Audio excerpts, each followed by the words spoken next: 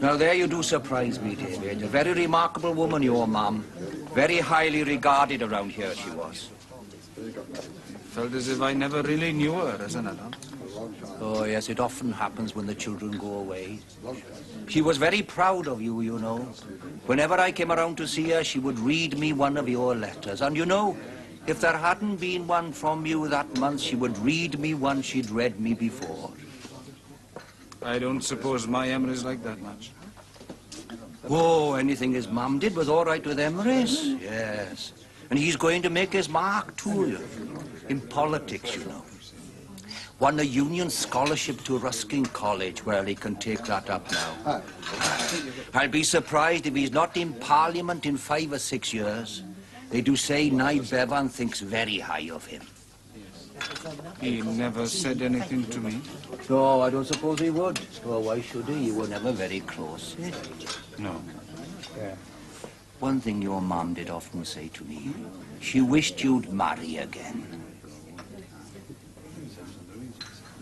I never met your wife, did I, David? No. I think you would have liked it. Yes, yes.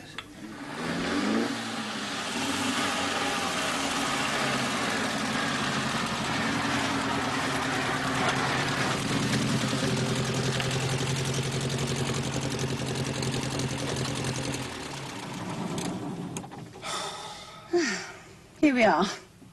Now, how about a drop of this? Where did you get that? Your Auntie Nellie filled it up for me. Seemed to think I needed looking after.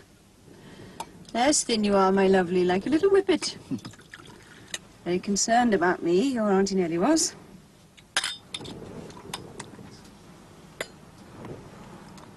Thanks for coming, Chris. I don't think I could have coped with it all without you there. Oh, come on. I'm the one who can't cope with things. You're the one who gets leaned on. Not this time. Every time I go back home, I either feel completely cut off from everything or else like a guilty little boy.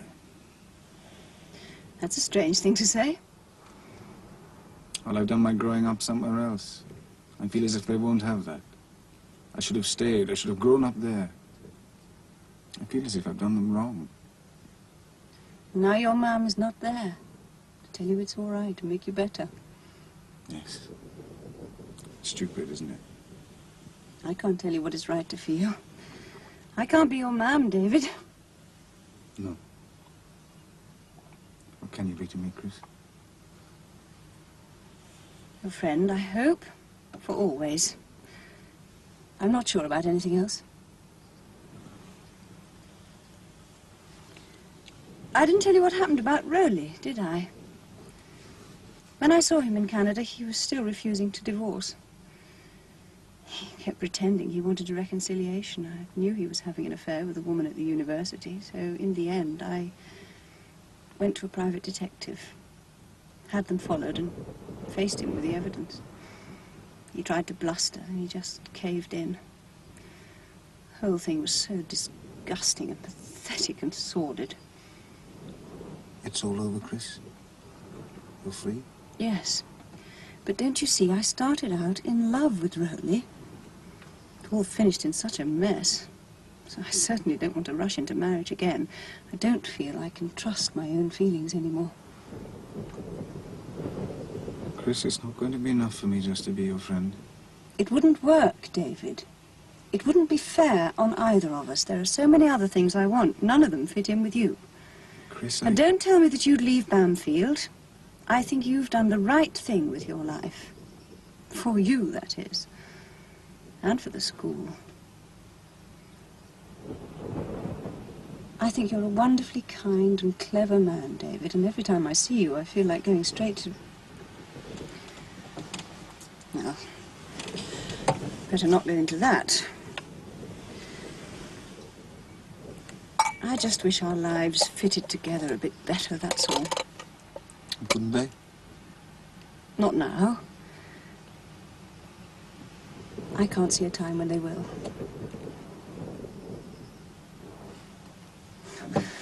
David, I do think it's wonderful what you've done for Ulrich. Makes me so happy to see him now. I didn't do much, you know. He did it for himself. Him and Bamfylde. It's your school. You seem to have softened your attitude to Bamfylde. Yes, I think I have. Not enough to want to live there myself. And of course, when I get into power, I'll nationalize you like a shot. So the children who really deserve to go there get a chance. But I'd insist on keeping on Mr. Pilot Jones. Well, that's a relief. Because I think he's a wonderful man.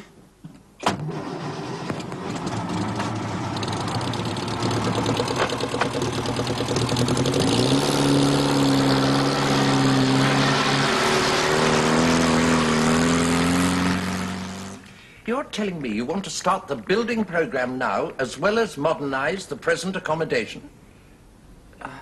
Well, actually, we're thinking of something on an even larger scale, Sir Rufus. Huh? A prep department. Prep department? A prep school within Bamfylde itself. We'd have very few rivals in the West Country. If I might put a word in every economic depression, you'll always find a few firms who forge ahead and prosper.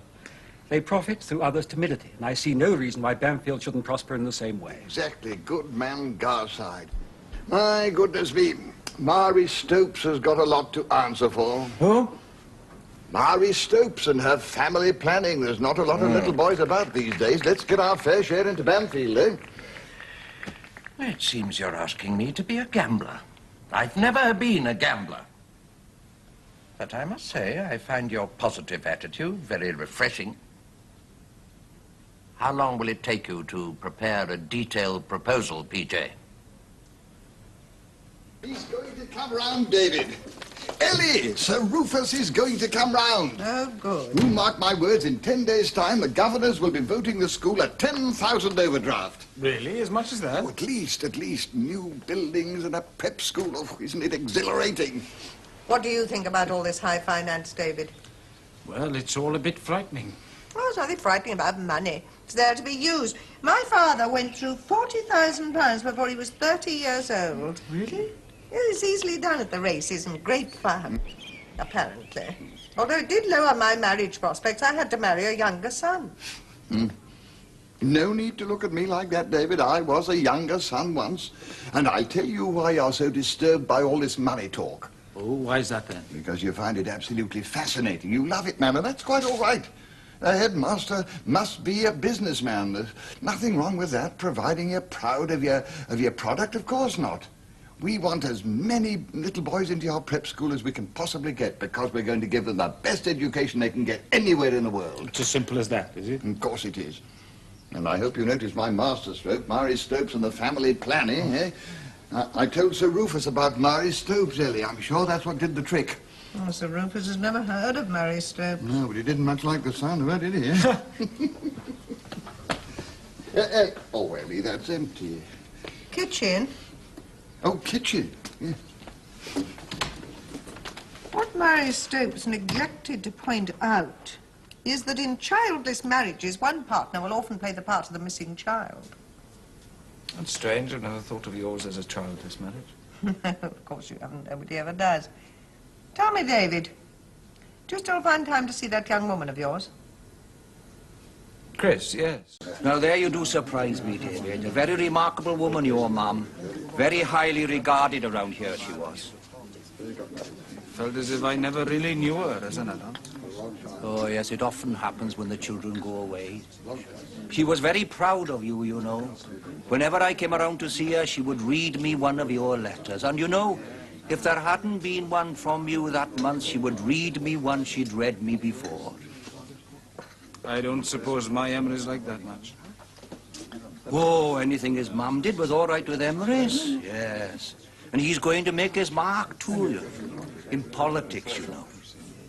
Won a union scholarship to Ruskin College. Well, he can take that up now. I'll be surprised if he's not in Parliament in 5 or 6 years. They do say Nye Bevan thinks very high of him. He never said anything to me.